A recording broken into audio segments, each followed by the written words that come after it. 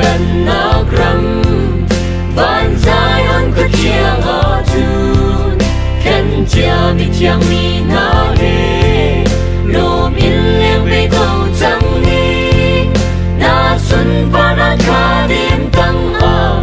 dung ra in câu chẳng la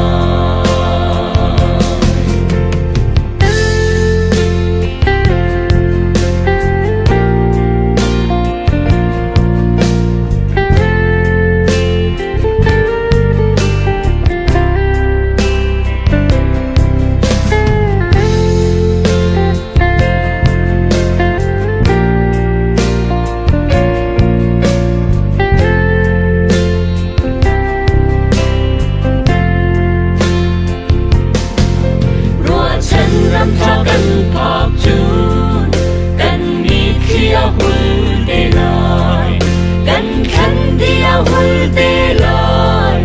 vô lấy cần kia để lại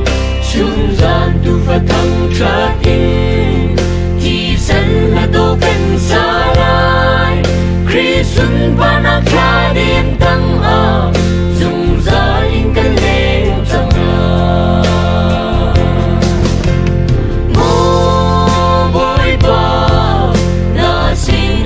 du câu rằng cả trôi lô đã bên na gram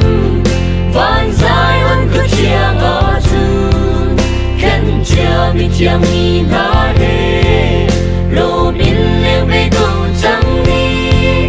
na xuân ba na kha đêm tăng a dùng ra in câu chẳng la mô bội ba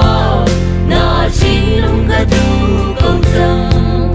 cả trôi lô đã bên na gram van Zion có chia ngõ chun khen chia mi chiang mi na